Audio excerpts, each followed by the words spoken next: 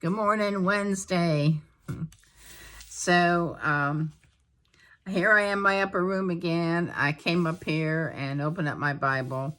Actually, I leave it open, from the day before because I just sit down and kind of reminds me of where I was yesterday.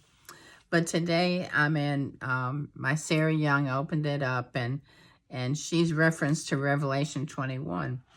Well, I didn't go. I opened up the book of Revelation and I'm in chapter 2. And it says, chapter 2:18, it says, "And to the angel of the church of Thyatira." And then I looked over here to chapter 3, it says, "And to the angel of the church of Sardis." And then I looked over here to the chapter 3:7, "To the angel of the church of Philadelphia." And then over 14, "And to the angel of the church of Laodicea." Angels everywhere. And, I've talked about, I put on Facebook that I see 444 many times. And I wake up at 4:44. I'm telling you, the second I open my eyes, it's 4:44 a.m. And this has been happening to me for few years now. And not only that, but the Lord has brought to me people that he's also shown those numbers to on a daily basis. And so it's just amazing. So even though what Hebrews 13:2 says, be careful to not entertain strangers, for they may be angels unawares. And I do believe that the Lord has angels and they look like people all around. But I wanted, and I thank you for all those. I'm so thankful for them. But one I want to thank is I recently, because I finished my manuscript. I sort of finished a manuscript. If you got something that you want to do, set your mind to do it. And I finally finished. I'm on my third book now, and I finally finished this manuscript, and it's still raw. But I put out there on Facebook, I said, anybody want to read it?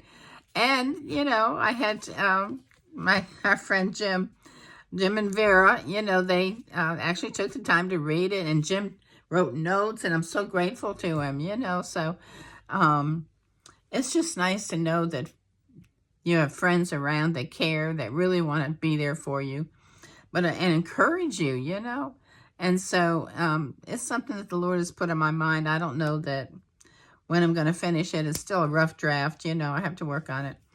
But God is telling me to do it, so I believe I'm going to do it. But one of the things, it's a little bee planet. It's called Phoebe, and Phoebe is it spelled, and it's about a little bee planet that people after the rapture are going to go to the bee planet to get healed and taken care of. But the only light that the planet has is from the heavens, is the Jesus is the only light. So I'm looking here in Revelation 21:23. It says, "The city does not need the sun or the moon to shine on it, for the glory of God gives it light, and the Lamb is its lamp." And so that's what I'm writing about my book, Phoebe, that the only light it has is the Lamb, is the Lamb's light. And so I'm excited about it. I need an illustrator too now. And so I'm looking for that. God knows who it's going to be and who is going to publish it to. I don't know. But, you just got to keep moving forward. When God tells you to do something, I'm slow. I procrastinate, but I've been moving forward. But also I want to end with our countenance. Because it says here, let me see, it says, "You experience my presence here now, and you are refreshed by the hope of heaven, where you will know me in ecstatic joy." There's something here about "you mirror my soul."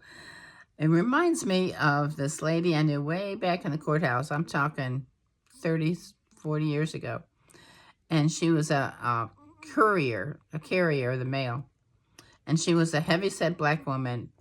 And she would come in and she'd be look kind of, down or whatever, and just, focus on what she was doing. And somehow we got to talking, and we talked about Jesus. And as soon as she said the word Jesus, this woman's face, her countenance changed. It just lit up. And that was the first time I ever noticed that. I think I was newly saved back then. This was a long time ago, in the 70s, 80s. And so since then, I have noticed that if you come upon somebody and you just start talking about the Lord and you say the word Jesus and you just say things like, can I pray for you? Or, you know, you just even the word Jesus, and the people's eyes change. I'm telling you, it's like Jesus just shows up in their face and their whole countenance changes. Try it and see. Their eyes light up, you know, their face changes. It's like you could almost that they're not recognizable because you're just seeing the Lord in their face. It's an awesome experience. It really is. And so try it and see if you don't see that. And so the last thing I'm going to say is I'm going to read this from my little journal here that was gifted to me. It says, the person who says it cannot be done should not interrupt the person who is doing it. Don't listen to the naysayers, you know. Just go and do what you feel is on your heart to do, and what the Lord, you know, don't forget the WWJD, what would Jesus do, you know. Make sure you test your spirits and test the things that are going on. What are you doing? You know, is this something Jesus would do? If Jesus were standing in the room with you, you know, would you be doing what you're doing, you know? That's a test for me. So you all have a good day, and I love you guys, but Jesus loves you so much more, and I'll see you later. Bye.